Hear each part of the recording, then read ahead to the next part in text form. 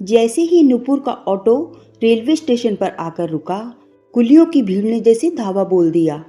इतना शोर सुनकर उसके हाथ पैर फूल गए। वो ऑटो से संभल कर उतरी और अपना लगेज पकड़कर सधे कदमों से चलने लगी। खचाखच भरे रेलवे स्टेशन को देखकर उसकी हालत पतली हो रही थी। इतनी भीड़ में चलने संभलने की आदत ही छूट गई थी उसकी। बरसों से अमेरिका में रह रही थी, वहाँ इतनी भीड़, इतनी मारामारी नहीं होती। 3 साल बाद भारत आई थी और इस बार तो उसे सड़क पर चलते हुए भी डर लग रहा था। खैर, जैसे तैसे उसने नई दिल्ली रेलवे स्टेशन से दून शताब्दी ट्रेन पकड़ी और अपनी सीट पर बैठ राहत की सांस ली। उस कोच में उसकी सेंटर प्लेस पर सीट थी। सामने वाली सीट पर 2 युवा लड़कियां बैठी थीं। देखने में कॉलेज स्टूडेंट लग रही थीं। बैठते ही दोनों ने सेल्फी ली। चल, इसे पापा को व्हाट्सएप कर दे, उन्हें चैन पड़ जाएगा कि हम ठीक से बैठ गए हैं, एक ने दूसरी से कहा। दोनों आपस में चुहलबाजियां कर रही थीं। उन्होंने सामने बैठी नुपुर को देखा तो नुपुर ने एक हल्की सी स्माइल देते हुए हेलो बोला। उन्होंने भी पलटकर स्माइल दी। आप दोनों सहेलियां हैं? नुपुर ने पूछा। हाँ, आप ये भी कह सकती हैं। दरअसल हम दोनों बहनें हैं और साथ ही हम बहुत अच्छी दोस्त भी हैं। उनके जवाब से नुपुर के चेहरे पर फीकी सी मुस्कुराहट दौड़ गई। इस मुस्कुराहट के पीछे दिल चीरने वाला दर्द भी था, जिसे उसने बड़ी मुश्किल से भीतर दबा रखा था। वो जरा भी जहन में आता तो आंखों से नमकीन पानी टपकने लगता। इसीलिए वो अपना मन कहीं और लगाने की भरपूर कोशिश कर रही थी, मगर सामने बैठी इन 2 बहनों ने उसके ताज़ा जख्मों पर जैसे नमक छिड़क दिया था। अपनी सगी बहन निशा के बारे में भी वो यही सोचा करती थी कि हम बहनों से बढ़कर सच्चे दोस्त हैं, एक दूसरे के सुख दुख के साथी, एक दूसरे के भरोसेमंद हमराज। मगर इस बार उसका यह अटूट विश्वास बुरी तरह चकनाचूर हुआ था। एक समय था जब वे दोनों बहनें भी ऐसे ही घुली मिली खिलखिलाती रहती, हर वक्त हंसी ठट्टा, कभी इसकी खिंचाई कभी उसका मजाक। सारा दिन यूं ही हंसते खेलते निकल जाता। फिर उनके पिता को एक गंभीर बीमारी ने घेर लिया, जिसके चलते दोनों बहनों के आनन फानन में मैट्रिमोनियल से देख रिश्ते पक्के कर दिए गए। नुपुर को एक NRI से शादी कराकर अमेरिका भेज दिया गया और निशा दिल्ली के एक बिजनेसमैन से ब्याह दी गई। उनकी शादी के 3 साल के अंदर ही पहले पिता और फिर माँ दोनों का देहांत हो गया। अब वे दोनों बहनें ही एक दूसरे का मायका थीं। निशा तो कभी अमेरिका नहीं जा पाई, मगर नुपुर साल 2 साल में एक चक्कर लगा ही लेती। माँ के गुजर जाने के बाद निशा अपने पति के साथ मायके के पुश्तैनी मकान में शिफ्ट हो गई। नुपुर को उसने कहा, इस घर में रहने से ऐसा लगता है जैसे मम्मी पापा साथ ही हैं। नुपुर भी खुश थी कि चलो, जब वो भारत आएगी तो उसे भी मायके की चौखट खुली मिलेगी। भारत आकर वो उस घर की दीवारों को चूमती, पुराने पर्दों, माँ की रखी पुरानी साड़ियों से लिपट जाती और अपने अतीत को जीने की भरपूर कोशिश करती। निशा के पति थोड़े सख्त स्वभाव के थे और ज़्यादातर अपने बिजनेस में बिजी रहते। नुपुर वहाँ आती तो दोनों बहनें खूब घूमती फिरती, शॉपिंग करती और जी भरकर गप्पे लड़ाती। वहाँ आकर जैसे नुपुर के बुझे दिल में भी थोड़ी उमंग जाग जाती।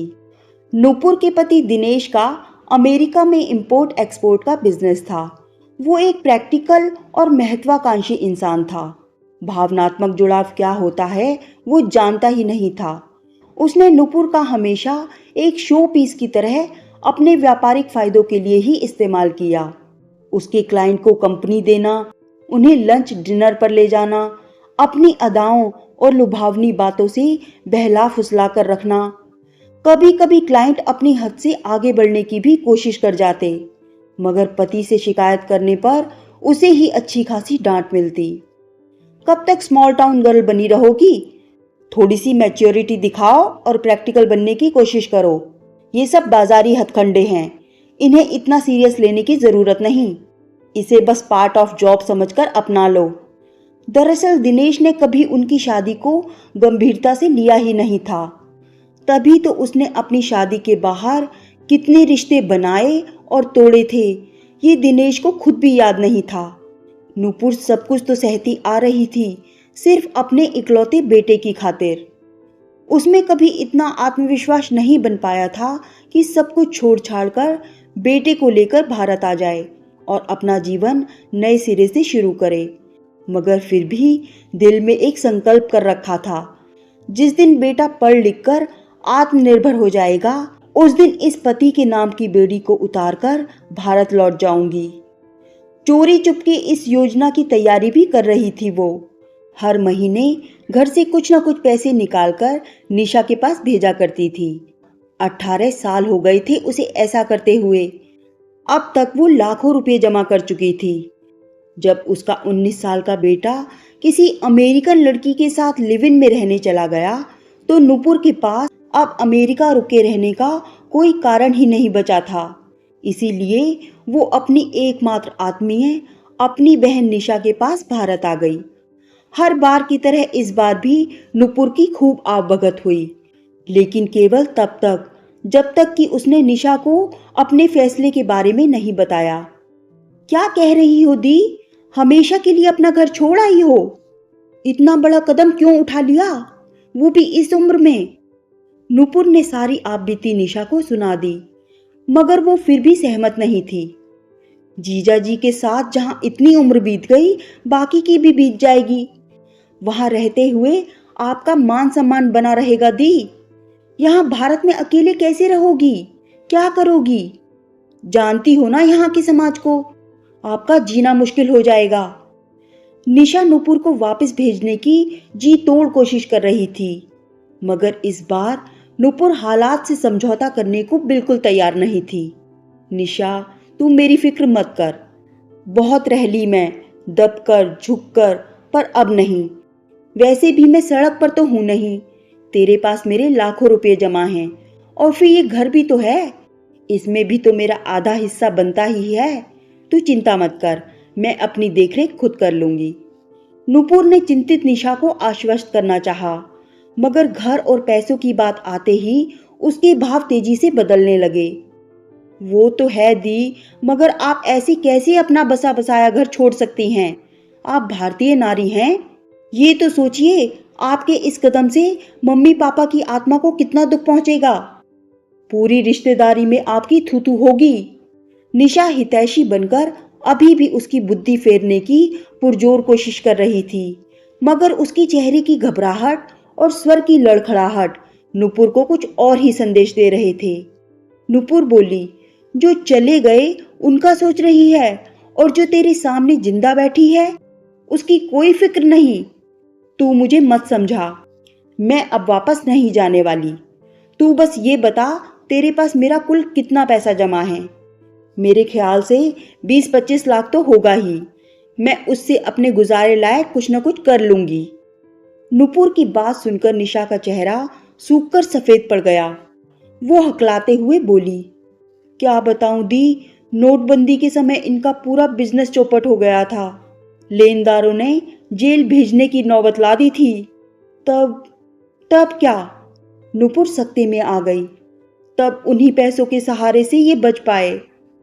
कहते हुए निशा की चोर आंखें झुक गई। क्या कह रही है निशा? मुझसे तो पूछा होता। तुझे क्या पता मैंने कैसे एक एक पाई जोड़कर तेरे पास जमा की थी। उसी के भरोसे तो मैं यहाँ। तूने ये मेरे साथ अच्छा नहीं किया। तो क्या करती दी? पैसा होते हुए भी उन्हें जेल जाने देती? ऐसे समय पर एक पत्नी पर क्या गुजरती है आप नहीं समझोगी। आप तो खुद अपने अच्छे भले पति को बेमतलब छोड़ आई हो। निशा के सुर और तेवर दोनों बदल चुके थे। ओह, यही बाकी रह गया था सुनने को। पहले पति, फिर बेटा, और अब तू भी। नूपुर को लगा जैसे उसके हिस्से के आसमान के साथ साथ पैरों तले जमीन भी यकायक छीन ली गई हो। उफ, किस पर भरोसा करे इंसान? हर जगह बस धोखा। क्या यही नियति है उसकी? वो वहां से उठ खड़ी हुई। मम्मी पापा का ये पुश्तैनी घर तो है ना, इस पर मेरा भी हक है। इस बार नूपुर भी मुखर हो उठी। घर की बात मत करो दी, हम यहाँ सालों से रह रहे हैं, इसका मेंटेनेंस करवा रहे हैं। आप तो सब कुछ भूलकर अमेरिका में मौज कर रही थी। मम्मी पापा की इस धरोहर को हम ही संभाल रहे थे। निशा की कोमल आंखें अब अंगारे बरसाने लगी थीं। संभाल रहे थे या कब्जा कर रहे थे? एक तो चोरी, ऊपर से सीना जोरी। नूपुर गुस्से से बोली। उसकी बात सुनकर निशा ने कहा, हम तो हालात के मारे थे दी। चोरी तो आपने की है इतने साल। क्या जीजाजी को पता है आप इतने सालों से उनकी जेब काटकर यहाँ पैसे भेज रही थी? और जहां तक घर की बात है, आप अगर कोर्ट चली गई तो भी ये घर नहीं ले पाएंगी, क्योंकि हम यहाँ सालों से रहकर इसका टैक्स भर रहे हैं। बस करो। नूपुर ने कानों पर हाथ रख लिया और कुछ सुनने या कहने की शक्ति नहीं बची थी उसमें। उस घर की दीवारें, आंगन अब उसे तीर की तरह चुभ रहे थे। उस हवा में ली जा रही सांसें जहरीली लग रही थीं। उसने तुरंत अपना सामान बांधा और रोते हुए अपने मायके की चौखट लांग गई। हर बार रुकने का आग्रह करने वाली छोटी बहन ने इस बार उसे पलटकर भी नहीं देखा। नूपुर ने एक दिन दिल्ली के एक होटल में गुजारा। आगे क्या करेगी, कहाँ जाएगी, कुछ समझ नहीं आ रहा था। उसने हफ्ते बर्बाद की दून शताब्दी की टिकट कराई हुई थी। देहरादून में उसकी एक पुरानी कॉलेज फ्रेंड सुगंधा रहती थी। अमेरिका में उससे फोन पर बातें होती रहती थी। सोचा था कुछ दिन बहन के पास रुककर आगे की योजना बनाकर सुगंधा से पर्सनली जाकर मिलेगी। सुगंधा के पति एक रोड एक्सीडेंट में काफी पहले ही गुजर चुके थे। वो सालों से अपनी बेटी और खुद को अकेले ही संभाल रही थी। वो हर बार नुपुर को अपने पास आने के लिए कहती, मगर निशा उसे छोड़ती ही नहीं थी। नुपुर ने सुगंधा से अपने दिल के सारे राज शेयर किए हुए थे। अपनी सीक्रेट सेविंग के बारे में भी बताया हुआ था। सुगंधा ने उत्साहित होकर कहा था, तू घबरा मत, तेरे पास इतना पैसा है और दिल्ली जैसी जगह में प्रॉपर्टी भी है, तो कुछ ना कुछ नई शुरुआत तो हो ही जाएगी। तू यहाँ मेरे पास आ जा, फिर देखते हैं क्या कर सकते हैं। वो एक अंतिम आशा बची थी, मगर नुपुर का तो अब सारी दुनिया पर से विश्वास ही उठ चुका था। क्या पता वो भी मेरी सेविंग का सुनकर ही मुझे बुला रही हो। जब सगी बहन ने रंग बदल लिए, फिर पुरानी सहेली क्या चीज है। चलो उसके रंग भी देख लूं, ताबूत में ये आखिरी कील भी सही। और उसने अगले दिन तत्काल की टिकट करा ली। एक्सक्यूज मी, जरा साइड देंगी प्लीज। एक मीठे आग्रह से विचारों में खोई नुपुर झटके से वापस लौटी। सामने बैठी लड़कियां ऊपर से अपना सामान उतारने की कोशिश कर रही थीं। ट्रेन अपनी मंजिल पर पहुंच चुकी थी। नुपुर ने उतरकर ऑटो किया और सुगंधा के घर की ओर चल पड़ी। सुगंधा का एक मध्यम वर्गीय कॉलोनी में छोटा सा घर था। घर के बाहर गणित व संस्कृत क्लासेस का बोर्ड लगा था। उसने अपनी सहेली का गले मिलकर स्वागत किया और अपनी बेटी निधि से उसका परिचय मौसी के रूप में कराया। थोड़ी बहुत बातचीत के बाद सुगंधा दोनों के लिए चाय ले आई। बड़ी बुझी बुझी सी लग रही है, सब खैरियत? तू तो एक हफ्ते बाद आने वाली थी ना, तेरा अचानक जल्दी आने का प्रोग्राम कैसे बन गया? रास्ते भर मुश्किल बांध कर रखा आंसुओं का सैलाब यकायक बह चला। नुपुर ने सारी आपबीती सुना दी। सुगंधा सब शांति से सुन रही थी। सैलाब थमा तो सुगंधा ने पूछा, तो अब आगे क्या करने का सोचा है? कुछ नहीं सोचा। नुपुर अभी भी सुबक रही थी। अच्छी बात है, सुगंधा ने कहा तो नुपुर ने उसे घूरा। इसमें कौन सी अच्छी बात है? यही कि तूने कुछ नहीं सोचा, इसीलिए कुछ नए सिरे से सोचने और करने का पूरा पूरा स्कोप है। सुगंधा चहकते हुए बोली। यहाँ मेरी हालत खराब है और तू खुश हो रही है? नुपुर चिढ़कर बोली। खुश तो हूँ और ऊपर वाले का शुक्र भी मना रही हूँ कि तू इतने बड़े झटके के बाद भी जिंदा बच गई। तुझे कुछ हार्ट अटैक वगैरह नहीं आया? सुगंधा की बात सुनकर नुपुर ने उसे फिर से खा जाने वाली नजरों से देखा। सुगंधा बोली, तुझे पता है जब यहाँ नोटबंदी हुई थी तो कितनी औरतों की सीक्रेट सेविंग पर रातों रात पानी फिर गया था। बैंक में रखते नहीं बनता था, पति को बता नहीं सकते थे, ये सदमा कुछ के लिए तो जानलेवा तक साबित हुआ था। तू तो फिर भी भाग्यशाली निकली, सब एक साथ उड़ जाने के बाद भी सही सलामत है।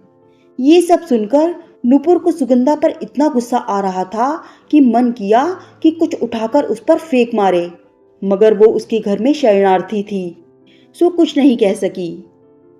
तू एक दो दिन चिल कर, अपना मूड ठीक कर, फिर कोई रास्ता निकालते हैं। चिल कर? तुझे ये सब मजाक लग रहा है? नुपुर आवेश में बोली तो सुगंधा संजीदा हो उठी। नहीं नुपुर, मजाक नहीं लग रहा है, मगर तुझे इस परिस्थिति को मजाक बनाना है। इसे मजाक मजाक में ही पास करना है। देखना, धीरे धीरे सब ठीक हो जाएगा। मैंने ये समय देखा है, इसीलिए कह रही हूँ। एक दो दिन यूं ही गुजर गए। सुगंधा गणित और संस्कृत की क्लासेस लेती थी। उसका अपने क्षेत्र में काफी नाम था। वो दिन भर बिजी रहती। उसकी बेटी निधि MBA एंट्रेंस एग्जाम की तैयारी कर रही थी। नुपुर सारा दिन खाली बैठे बैठे गड़े मुर्दे उखाड़ती रहती। ऐसा कब तक चलेगा सुगंधा? अपने भविष्य के बारे में कुछ तो सोचना ही पड़ेगा मुझे, उकताई नुपुर बोली। तो उसके लिए पहले अपने गुजरे जीवन से बाहर निकल नुपुर। जो बीत गया उसे गुजर जाने दे। ठीक है, पास्ट नहीं सोचूंगी, पर फ्यूचर भी तो कुछ नजर नहीं आ रहा। मैं तो उन्हीं पैसों के सहारे भारत आई थी। यही तो तेरी सबसे बड़ी गलती थी डियर। तूने अपने से ज्यादा उस धन पर भरोसा किया। तुझे याद है नुपुर, स्कूल में संस्कृत की किताब में एक श्लोक हुआ करता था, जिसका मतलब था विद्या और गुण इंसान का वो धन है जिसे ना चोर चुरा सकता है, ना राजा छीन सकता है, ना भाई बंधु बांट सकते हैं, जो खर्च करने पर भी कम नहीं होता। होगा, मुझे याद नहीं, नुपुर अनमनी सी बोली। नहीं है तो अब याद कर ले और समझ ले, ऐसी सीक्रेट सेविंग औरत को कभी सिक्योरिटी नहीं दे सकती। जिसे घर में रखो तो नकदी गहने चोरी हो सकते हैं, और बैंक का भी क्या भरोसा। बैंक तो आजकल खुद दिवालिया हो रहे हैं। जमीन जायदाद हो तो नाते रिश्तेदार हड़प सकते हैं, तेरी बहन की तरह। सिर्फ इंसान का सीखा हुआ ही उसकी सिक्योरिटी है, वही उसकी रगों में दौड़ता है, उसे कोई छू भी नहीं सकता। मुझे ही देख, क्या था मेरे पास जब मेरे पति गुजरे? कुछ नहीं, बस मेरा गणित अच्छा था और संस्कृत पढ़ने का शौक था। आज इन्हीं दो चीजों के सहारे अपना घर बहुत अच्छे से चला रही हूँ, मगर मेरे पास तो ऐसा कुछ नहीं। क्यों नहीं है? मुझे याद है तू कितना अच्छा डांस किया करती थी। तू कथक भी तो सीखती थी। मैंने तो सालों से डांस नहीं किया। शादी के बाद अमेरिका जो गई तो वहां सब शौक बंद हो गए। वहां जाकर सब गुण गवा दिए या कुछ सीखा भी? सुगंधा लगभग डांटते हुए बोली। कुछ नहीं सीखा यार, सालों यूं ही निकल गए। दिनेश के साथ सज धज कर शोपीस जैसे घूमते हुए, उसके क्लाइंट को अटेंड करते, बनावटी हंसी हंसते, अंग्रेजी में अदब से खिटपिट करते। नुपुर का स्वर निराश था। अरे वाह, इतना कुछ सीख कर आई है, फिर भी कहती है कुछ नहीं सीखा। क्या पागलों वाली बातें कर रही है? पागलों वाली नहीं, बल्कि बड़े काम की बात कर रही हूँ। देहरादून जैसे उभरते शहर में ऐसी क्लासेस की कितनी वैल्यू है, जो यहाँ के युवाओं को कम्युनिकेशन स्किल सिखा सके, कस्टमर केयर व पर्सनैलिटी ग्रूमिंग के गुर बता सके। तू ये सिखाने लग जाए तो महीने का हजारों कमा सकती है। और कौन आएगा सीखने? नुपुर ने पूछा। तेरी पहली शिष्या तो निधि ही बनेगी। पता है, कल रात ही कह रही थी कि मौसी की क्या पर्सनैलिटी है और कितने अच्छे एक्सेंट और कॉन्फिडेंस के साथ इंग्लिश बोलती हैं। उन्हें कहो ना जरा मुझे भी सिखाएं, मेरे इंटरव्यू और ग्रुप डिस्कशन राउंड में काम आएगा। तभी निधि वहां फुदकती आई। सही बात है मौसी, मेरी तो कितने फ्रेंड्स और क्लासमेट आ जाएंगे आपसे क्लास लेने। हम लोग बस इसी चीज में मात खा रहे हैं मेट्रो सिटी के बच्चों से। पर क्लास कहाँ लूंगी? यहीं जहां मैं क्लासेस लेती हूँ। हम दोनों थोड़ी टाइमिंग एडजस्ट कर लेंगे, और जब तेरा काम बढ़ेगा तो कोई अलग जगह रेंट पर ले सकते हैं। पर मैं तुझ पर यूं बोझ नहीं बनना चाहती। अरे बाबा, बोझ मत बनना। जब कमाने लगेगी तो मेरे यहाँ पेइंग गेस्ट की तरह रह लेना। मगर तब तक मेरी सहेली बनकर रह। ये सुनकर नुपुर की आंखें भर आईं। यार, मैं तेरा ये एहसान आज ही उतार सकती है, बल्कि अभी। सुगंधा ने उसकी बात बीच में ही काट दी। तुझे मेरे साथ बाजार चलना होगा, चाट खाने। ये पिज्ज़ा बर्गर जनरेशन वाली मेरी बेटी कभी मेरे साथ चाट खाने नहीं जाती। मैं बिल्कुल अकेली पड़ गई हूँ। तू बस मेरे साथ चाट खाने चला कर। इसी में धीरे धीरे एहसान बैलेंस हो जाएगा। सुगंधा की बात सुनकर नुपुर खिलखिलाकर हंस पड़ी। लगा जैसे बड़े दिनों बाद वो दिल से हंसी थी। उस दिन के बाद से उसकी वो हंसी जारी थी।